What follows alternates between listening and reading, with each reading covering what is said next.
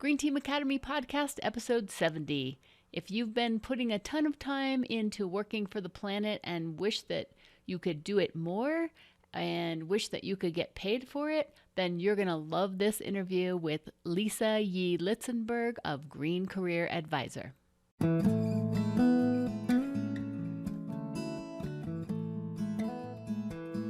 Hey, are you ready to make a positive impact for the planet? If so, then you're in the right place. My name is Joan Gregerson, and I am an eco-nut. Thanks for joining me today, and don't forget to head over to the greenteamacademy.com website to pick up plenty of other resources to help you on your way. And with that, let's get started.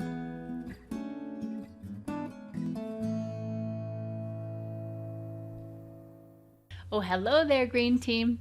Hey, really excited to share this interview that I did with Lisa of Green Career Advisor. But before I do that, just wanted to pop in and give you a couple updates on things that I'm working on for you. One is the Earth Week Summit, and the other is Saturday Morning Lives. So let me tell you about the Earth Week Summit first. I'm super excited about this for a bunch of reasons. It's April 13th to 18th. Last year I did the first annual Earth Week Summit, had no idea what I was doing, winged it, and I got so many positive responses. The only thing that I wished was that I'd figured out how to let more people know about it. So that's one thing that you could help me with too, is if you know of people, especially in this time when we're not so sure if it's a great idea to be getting together in person. This is a virtual summit, and so that's something that you can hop on with your friends, but everybody be remote so that you're not at risk or creating a risk.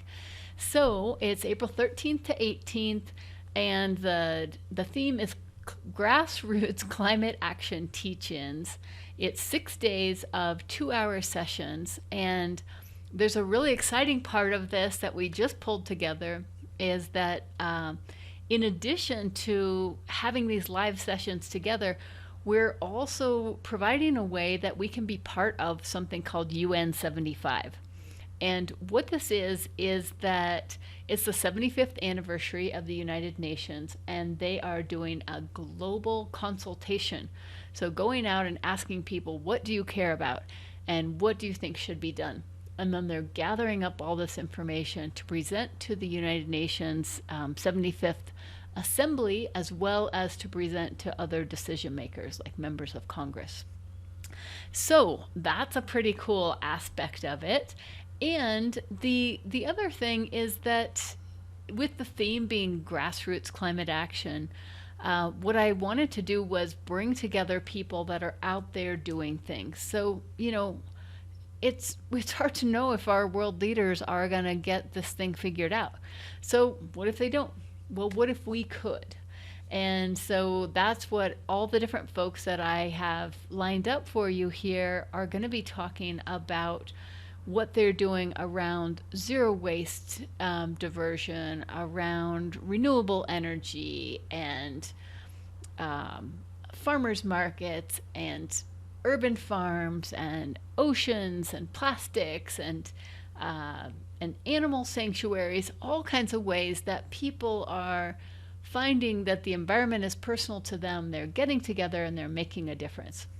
So that's what this is going to be about. It's going to be super fun, where we're going to have time for Q&A after each of the 3 presentations. Most sessions are going to have 3 presenters, like 20-minute presentation, then time for Q&A, as well as time for Q&A at the end.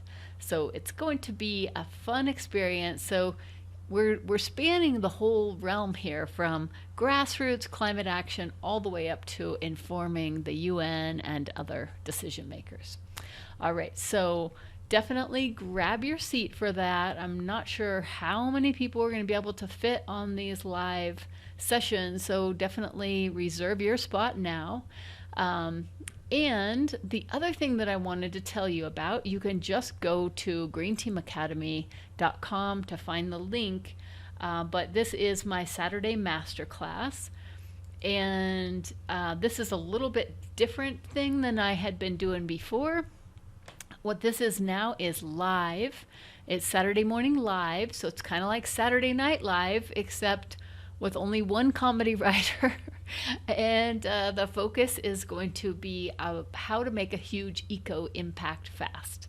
So if you've been like, you know what, I want to get something started, and either I don't know where to start, or I've tried something and I keep hitting roadblocks, or I can't get anybody interested, then this is a time to workshop those together. So what I'm going to be doing is telling you, so we're first going to talk about find out what it is that you're working on. I'm going to go through the best practices from the Empower Blueprint. This is what I'm writing this book about, those best practices. And then at the end, I'm going to tell you about my new coaching programs and courses. So if you want some more support, you kind of thinking about maybe figuring out ways to work together, then you're going to get all of that in the Saturday morning live. All right, so with that, thanks for hanging out with me, and I'm so excited for all these cool ways that we have to work together. And with that, I'm going to turn it back over to my recorded interview with Lisa.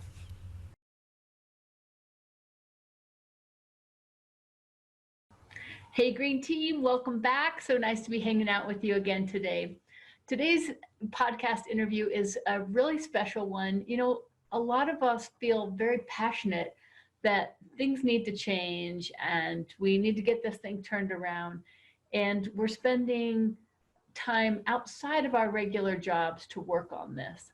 But if you're like a lot of people, you might be thinking, well, what if my job was working on this? How cool would that be? And that's what I've been thinking about a lot too. And as I've been talking to lots of you, different people have been bringing this up. So I wanted to bring somebody that can help us think about this transition. And so today's interview is with Lisa Yee-Litzenberg, and her company is called Green Career Advisor. And so Lisa is in a very unique spot out there where she is bringing not only all the expertise of how to get a job, but also her background in specifically in sustainability and in the environment. And so it's really going to be a really valuable interview. And maybe this is a way that you can take your skills, maybe get a job, and then go to that next level of starting your own thing once you've kind of worked this thing out in the real world. All right, so with that, I want to just say hi, Lisa, and thanks so much for joining us. Thank you. Hi, happy to be here. Awesome. So right now you have this business as Green Career Advisor, but tell us a little bit of the backstory. What brought you to this place? How did you think there's a lot of people out there that do HR, there's people that do sustainability, but you have a really kind of interesting overlap of the two. Yeah, so I'm kind of a unique career advisor because I have a background in natural resources and environment from the University of Michigan. And then my first job out of college was working with National Wildlife Federation. So I had a lot of different roles with National Wildlife Federation over a 12-year span, where I was first working on endangered species conservation work, because that's what I was super passionate about. And I ended up getting that job from some of the volunteer work that I did in internship work. So I think that's highly relevant to what we're talking about today. But I started off doing grassroots organizing work on endangered species issues, on Great Lakes conservation work, and then some national initiatives as well. Gained a lot of experience. But it was really, toward the end, over 12 years, I was really lucky to do a lot of different roles at National Wildlife Federation, got to sample a lot of different types of roles. But at the end of the 12 years, I ended up getting laid off, which was kind of a shock.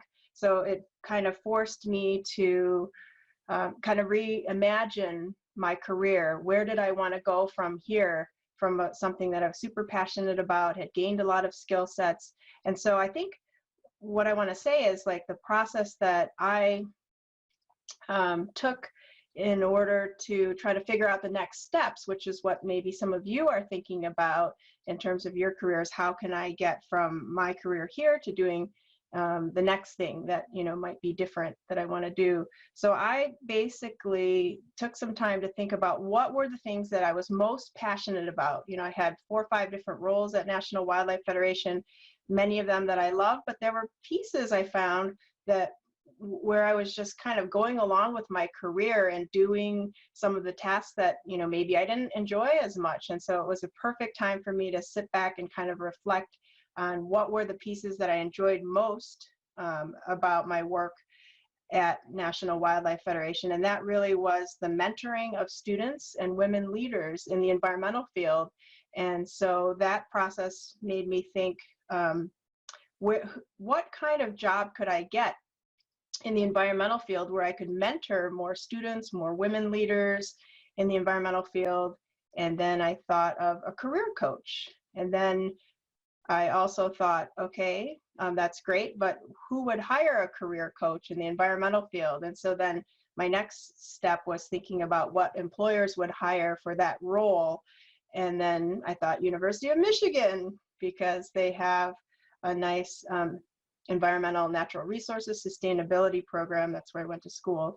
And then I envisioned that position. There wasn't a role that they were hiring for. I had even on the staff at that time, but I kid you not, within 2 months, the position appeared in a job posting and I applied for that and got that role. Spent 10 years working in the School of Natural Resources, it was called then. Now it's School for Environment and Sustainability, leading the career services. And then after about 10 years, I launched my own private practice. So that's kind of how I got here. Wow. So this is so cool. So for everybody that's out there listening, there you just gave us so many different tips about how to go through this process. And I'm a big believer in putting your vision out there first. And you just showed that in so many details to give ourselves the time to think through, like you said, okay, what are the things that I really love? What are the things I don't like so much?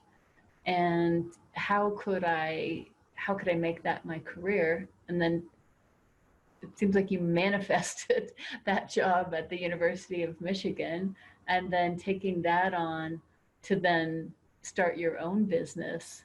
So yeah, so that is so exciting. That's really, thank you for sharing that whole process. I think that right there gives it kind of in a nutshell. Mm-hmm. So what do you think, Lisa, are some of the things, so a lot of people that are listening, they are folks that have experience in some other area, a lot of corporate jobs, maybe working for government, schools, something really kind of unrelated. What would you say is like the first step that people would take if they're in that position now? Some of them are recently retired, some are, you know, just focusing on that, and they want to make this transition to getting to a place where they do have a job working in the field of sustainability somehow. Yeah, I would say, I mean, that's similar to the process that I just described, just reflecting, taking time to reflect back on all the different work that you've done. And what have you really loved doing? What have you been passionate about doing? What are you good at doing that you would like to bring forward in a new role? So I would say making a list of those skills, the things that you're good at doing and that you enjoy doing. And then trying to think about what type of role in the environmental field, you know, might hire me for the skill set that I have. But you might also think about what environmental or sustainability challenge am I passionate about solving, right? Because you want to bring your talents and time to a place doing work that you're really excited about doing. I would also say, you know, if you have no experience in those environmental or sustainability areas, those are areas where you would want to build some experience in. So through green teams, if you're able to do direct work on, let's say you're excited about solid waste management and you want to get plastics, get rid of plastics or work on the plastic pollution issue, perhaps some of the project work that your green team takes on might be to improve plastic recycling, at a school or wherever, your local city.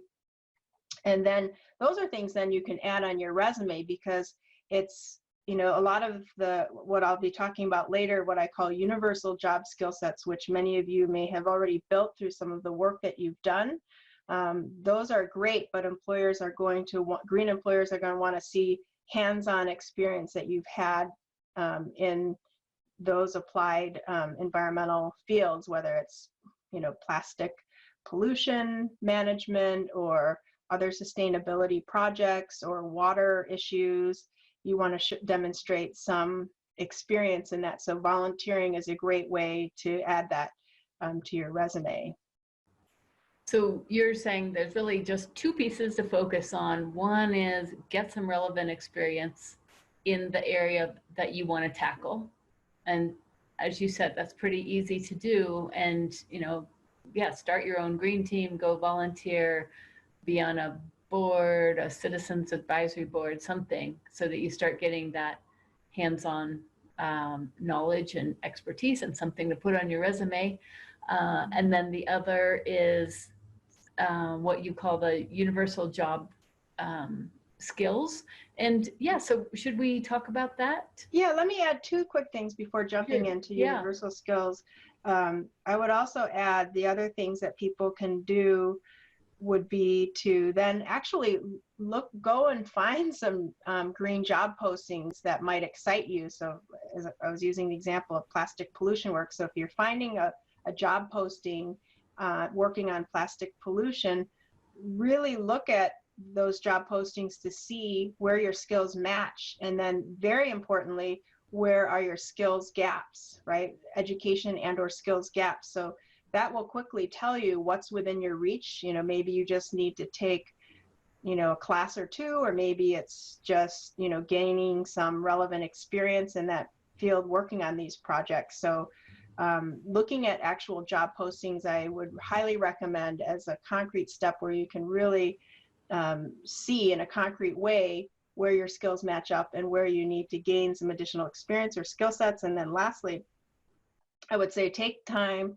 to find real people who are working in those jobs. So a lot of times you can go on LinkedIn. So for those of you who are active on LinkedIn, you can join, you might find some solid waste management groups or pollution or recycling groups, or find those groups where you would have relevant professionals in that field as members. And then once you're a member, you can use it as a menu of ideas for job titles and companies that hire for those types of roles.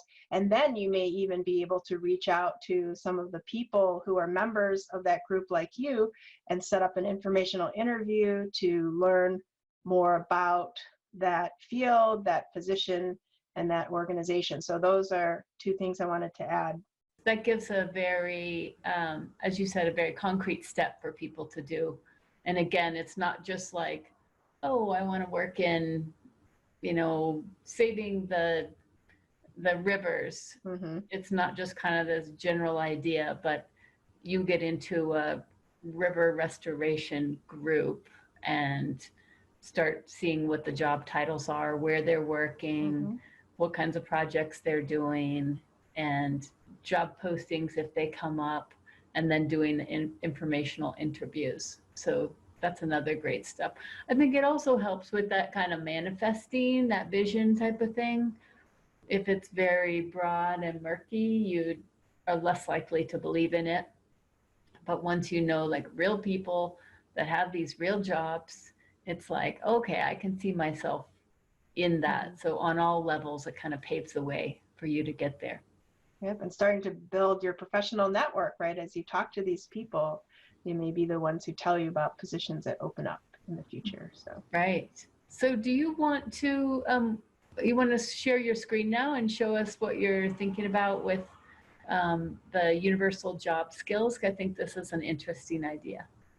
So this universal job skills that I referred to just a bit ago is something that I developed when I first started at University of Michigan in the Career Service Office, trying to understand what were the top skills that my students needed to have in order to be competitive in different fields. So I basically looked at hundreds of different environmental and sustainability jobs across all different sectors: nonprofit, corporate, consulting, government, and others, to try to figure out what were the common skill sets that I would see over and over in these job postings. And so I came up with this list. There's 7 different skill sets that I call universal skills. And many of these I was referring to earlier that, maybe people on this webinar would see that you already have many of these through some of your professional work. But I also talk about ways that you might be able to demonstrate or gain these skill sets. So for example, like the first one would be communication skills. So that I would say number 1, you'll see this everywhere. Strong communication skills are valued highly by green employers, and I would argue by many employers across the board. So both strong written communication skills that can be demonstrated through report writing that you've done, newsletters, brochures, press releases, perhaps dissertation or thesis work in school, and then also social media, perhaps, like if you're writing content.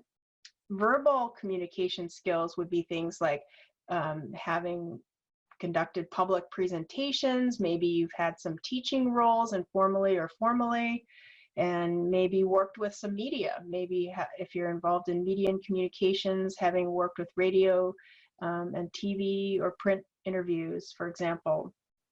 But communication can mean other things too, the ability to communicate within and also outside of your organization. So if you can demonstrate a lot of the work that you've done there, that's also part of communication.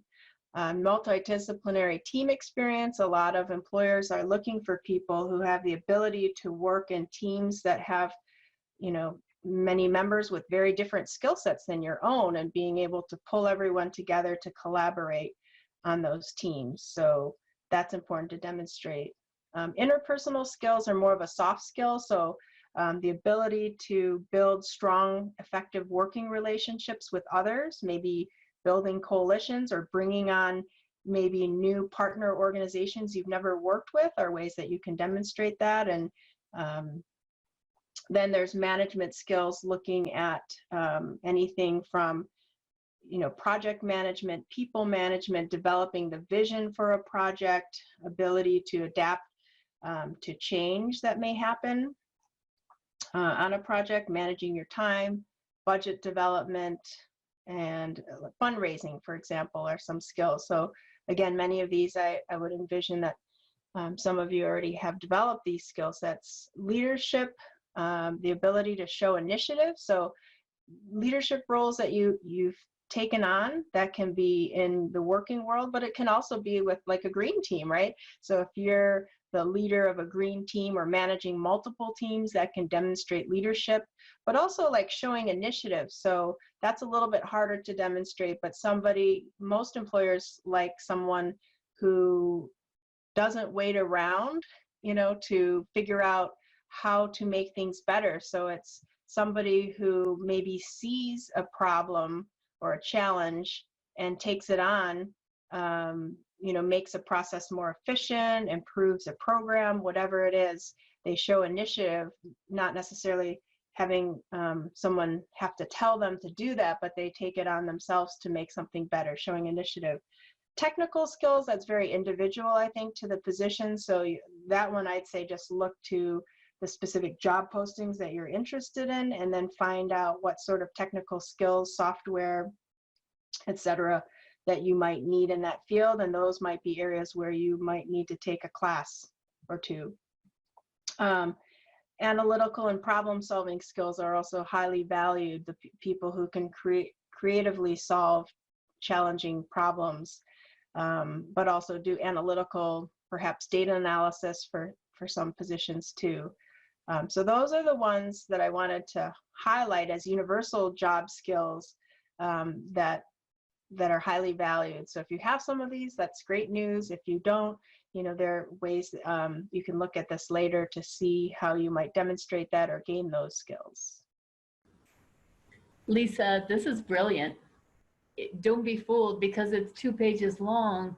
This is distilling all the research that Lisa has done by going out and reviewing all the different job postings from green organizations and all of her experience into a very concise thing that you can just start right with this and take this up and level up your resume by going through this. And yeah, I would say most of us have a lot of these skills. And so then it would maybe just show a couple little bits here and there, maybe with the technical skills that maybe you go take a certificate program, to get a certificate in a certain area or something like that. But I like especially some of the things you had in there, Lisa, like leadership / showing initiative to kind of bridge that, because there's probably a lot of us who didn't, we didn't manage like a big whole division, but we might have taken something on and been able to show, oh, I helped, them go from this point to this point, took on a big project, saw a need, and really made an improvement. So this is really brilliant. And this is, just so everybody that's listening knows, this is from Lisa's website, which is greencareeradvisor.com. And then, Lisa, there was something else that we were going to look at on your website as well. Yes. While we're sharing your screen. Yeah, so hopefully you can see this, but this is, there are a couple pages from Green Career Advisor, my website, that I wanted to just demonstrate that these are all free resources. So things that may be helpful to all of you who might be considering a green career. So there's a bunch of articles on green careers and skills that you may need, but also things like how to make a really good LinkedIn profile, or how to research salary, right? So if you're looking to switch careers and not familiar with what the salaries may look like in a different sector or field, there's some great resources on here that show you how to research salaries for different positions, and then negotiating salary, especially for women on here. I'm a big proponent of that. So many women are getting paid less than their male counterparts, and negotiation is a big piece of that. Understanding a lot of people may not even negotiate their salary in the first place. So like if you're getting a job offer, that's the time when you have the best power to potentially negotiate for a higher salary level or better benefits for yourself. So there's some very good resources on that I highly encourage you to look at. And then there's some additional resources as well. If any of you later on are interested in working with me, at the top of my website pages, there are always the click here so that you can schedule a free 20 or 30-minute session with me to tell me what's going on and how I might be able to help. So maybe that's something for later. And then also wanted to show you my top 50 green job posting sites. So if you're looking for good places to find job postings, because that's half the challenge, I think. Where do you find all these great green and sustainability jobs? I've compiled a list of the top 50 that I've found. Not comprehensive by any means, but a very good start at looking at where you can find careers that may interest you. So be sure to take a look at that as well. Again, this is another amazing resource, because I found Lisa by reaching out to her on LinkedIn, and yeah, and we did a chat, and I had no idea that there was one place that had a list of green job posting sites. So again, I think a lot of times we get into this kind of thinking in the environmental work that we're nagging people that were bothering them. It kind of gets like, oh, nobody wants to change. I'm so passionate about this. You start kind of losing hope. So I think when you see something like this, where you see, wow, there's 50 different sites where they're posting a bunch of different green jobs, that can really be motivating and hopeful. I know it was for me when I saw that as well. And so, what would you say, Lisa, just kind of wrapping up? You mentioned that if anybody is interested, wants to hop on a call with you, that they can find the link right there from your site. Do you have any other tips or any kind of last things that you feel like we might have missed, other things you want to make sure that people know? From your volunteer work, you might think about what are the transferable skills that I'm gaining that I can put on my resume. Those might be things like coordinating volunteer teams, organizing events, perhaps managing multiple projects. And I would say that applies to both perhaps the green teams and other volunteer work that you're doing, but also maybe balancing between work, your professional work, and your volunteer roles that you have. Show that you have the ability to manage multiple programs in your work-life balance. But perhaps also some of you may have done some grant or fundraising work to help fund these projects, or maybe developed a partnership with corporations to help fund some of this. So those are important to put on there. And then, just as you get started with the green team, just developing the project, the vision, the goals, the work plan perhaps, and those are all things that can be, put on your resume as well, if you hadn't thought about those. I like that. I just found like I'm as big of an advocate for green teams as I am by giving people that idea that, if you have some gaps, that let's say you gave yourself a year, because this is something important to know, like the green team that I started Congress Park, the environmental nonprofit that I started in Longmont, I was with that for 2 years, in Longmont, or in Denver for just about a year. So I think a lot of people are worried that, if you start a volunteer project, it's just gonna envelop your life and suck all of your energy. But you really don't have to do that one thing forever.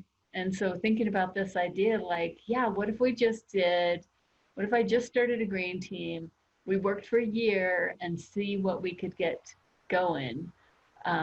Because a lot of times it's just having that person that will start it that really builds the momentum. And so then you could, by the end of the year, you could demonstrate all those things that Lisa just said, of taking initiative, balancing your different priorities, helping coordinate events, getting partnerships, writing some grants. That would be really phenomenal experience. And the other thing I think is really interesting that we can learn from Lisa is how you can make that next step. So let's say you're you're working for somebody, you take those skills and get to a job that's closer, just exactly what Lisa did, working for the University of Michigan in the career counseling in the natural resources area. So that was like so close to her passion, right in her area of passion. Mm-hmm. And then thinking about then the next step, because maybe then you want to work for yourself. Maybe you want to start your own business. Some of the folks that I've interviewed, some of the other podcasts that might be interesting to listen to is the one with Van of Compost Colorado, or Becky Migas, who started the Be Green events. So they did the same thing where they took their passion, they worked for other people, and then they went to that next step of starting their own. So seeing this as a bit of a progression that you can work through, get some of those skills when you're working for somebody else, so that you can then take it and make it exactly like Lisa has done, the green career advising. I don't think there's many folks out there that are doing exactly what you're doing, and this is a really great resource for all of us out there. I've been getting more and more inquiries from people from all walks of life who are wanting to um, switch careers to something that's more meaningful, that in particular helping the environment. So that is deeply and personally inspiring to me, because we need all the people we can get.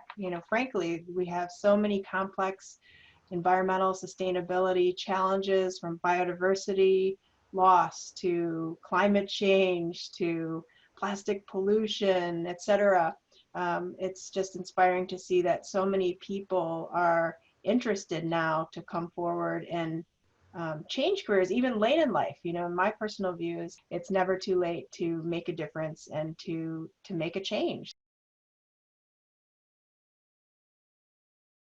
Well, thanks so much for joining. And again, it's Lisa Yee-Litzenberg at greencareeradvisor.com.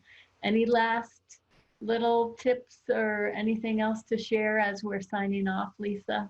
Yeah, I think just one last thing, something that's in the works. I'm going to be developing some online courses. I'm getting, as you said, there aren't too many people in the field doing this type of work, and I'm seeing greater and greater demand, which really excites me. So many people interested in green careers. So my next step will be to develop some online courses. So look for those in the future, and hopefully those will be helpful as well to help people think about next steps into green careers. So. All right. Well, thanks so much. And I think, yeah, we'll, if there are people that are out here listening, if you have a chance to contact Lisa, maybe if there's enough of us contacting her, that would be enough for her to start her group coaching program or an online course or something like that, so we can, develop these resources together, because we all know that for this massive transformation to happen, really a lot more of us need to jump in and do this with as much of our time as possible. And this is a great way to do that. All right. Okay. Well, thanks so much for joining us, Lisa. Really appreciate it. Yeah, thanks for having me. Yeah, it was our pleasure.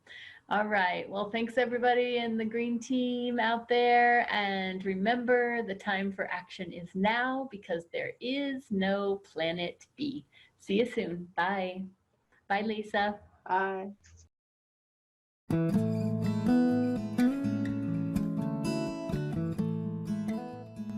Well, that's it for another episode of the Green Team Academy podcast. Remember to check out all the resources to help you make a positive eco impact in your community at greenteamacademy.com. Thanks so much, and see you right back here soon.